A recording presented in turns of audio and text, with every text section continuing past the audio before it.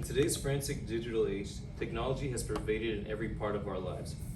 Technology's influence on our day-to-day life grows progressively substantial as it develops. As we can see in this graph created by Statistica and TNW, the number of users on social media sites like Facebook and YouTube have exploded into the billions ever since the beginning of the 21st century. These facts are particularly true for teenagers who have grown up in the digital age, with social media and texting having fully changed the way they connect and communicate with one another. After analyzing these factors, I have come to the question that of what is the impact of online presence has had on American teenagers within the 21st century. My name is Juan Jose Tabarez, and I propose that a prominent online presence has had a detrimental effect on 21st century American teenagers due to face-to-face communication, mental health and well-being, and susceptibility to online predators.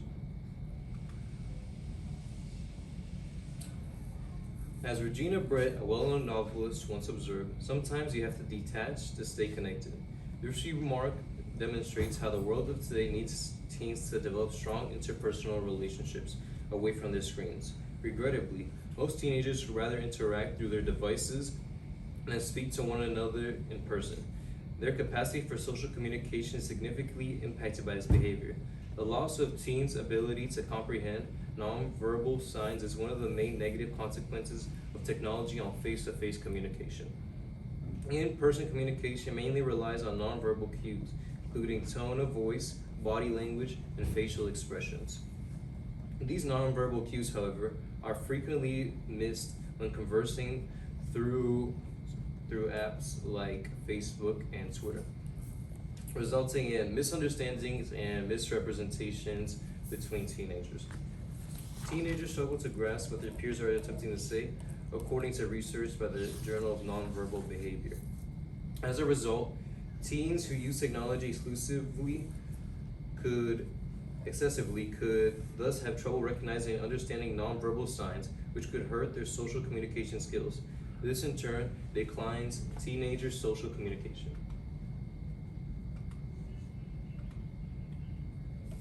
With the arrival of new technologies, teenagers have gained access to a multitude of options for social connection, which has significantly reduced the need for face-to-face communication.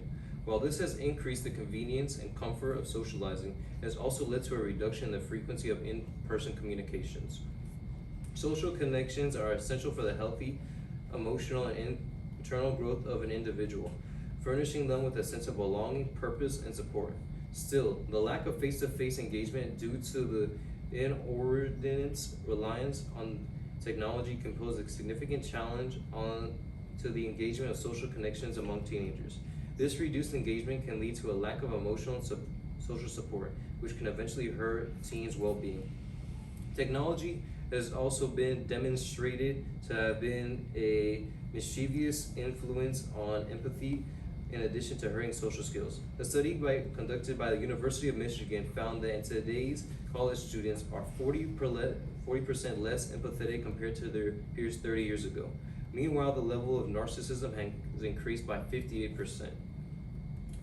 Teenagers may not be fully involved in a discussion when using a device, which can lead to a lack of empathy and understanding for the other individual. A lack of communication and lack of deep connections with further compounds this lack of engagement.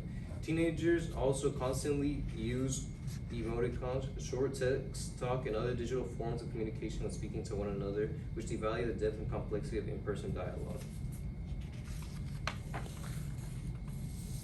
And that technology has a complicated and wide range of effects on teens' mental health and well-being. Technology has been linked to advanced rates of stress, anxiety, and depression among teens, in addition to its mischievous impacts on social capacities and interpersonal connections. For numerous teenagers, social media in particular has been said up to be a substantial cause of stress.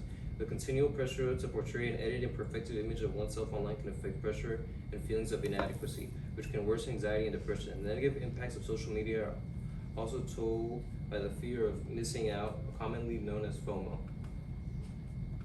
with teens showing more problematic social media use heightened with their experience of FOMO.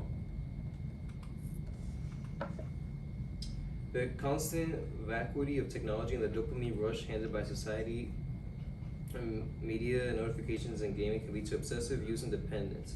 This can have a range of negative effects on mental health, including increased symptoms of stress and anxiety, reduced attention span, productivity, and a dropped capacity to engage in healthy coping mechanisms. Likewise, technology has also been linked to a decline in physical activities, which can negatively impact mental health. According to a study by the Counseling of Southwest Florida, exercise improves mental health by reducing anxiety, depression, and negative mood, and improves self-esteem and cognitive functions.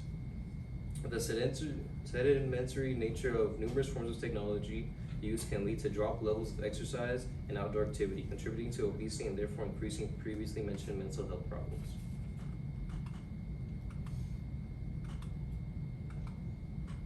Finally, the prevalence of cyberbullying through technology has led to a range of negative mental health issues. Victims of cyberbullying are more likely to witness anxiety, depression, and suicidal ideation, as well as a range of physical symptoms similar to headaches and stomach aches. The anonymity provided by technology made it easier for bullies to target their victims without fear of consequences, leading to a sense of helplessness and isolation of their victims. So prison and the authorities conspire to rob each man of its dignity. There's a quote best said by Nelson Mandela when referring to the reflection of the abuse of power. Online predators and individuals who use internet to engage in sexual engagement connections with minors. The internet provides a degree of obscurity, which makes it easier for predators to manipulate and deceive teenagers. Use of predators have made it easier. The use of technology has made it easier for predators to access and groom vulnerable teenagers. According to a nationwide study conducted by the National Library of Medicine, 15.6% of all individuals experience some form of online sexual abuse.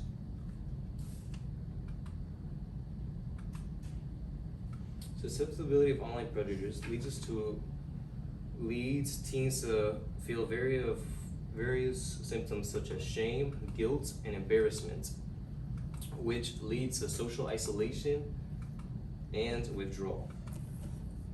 This leads me to my solutions, which are promoting digital literacy and education, promoting physical activity, and moderating technological use, with the limitations being effectiveness of digital literacy and education, access to physical activities, and invasion of privacy. All right, thank you. What are your questions? 2 questions for you. Back up if you would. You're off the camera. Thank you, sir. First question. What evidence did you gather that you didn't use, and then why did you choose not to use it? I gathered some evidence about the implications of how mental health and well-being can influence teenagers and how this can cause threats to schools and can lead to events such as school shootings, which are prevalent in the United States. But I decided not to include this in my presentation because I felt like it was going off topic and it was veering more towards gun safety, and that's why I did not include it. Okay. And if you had more time, what additional research would you conduct on this issue? If I had more time, I would conduct research towards how much screen time teens are investing in. I want to see if that had to do with a correlation in how their mental health is affected, how social isolation, the factors that I mentioned, if they're still going through these problems.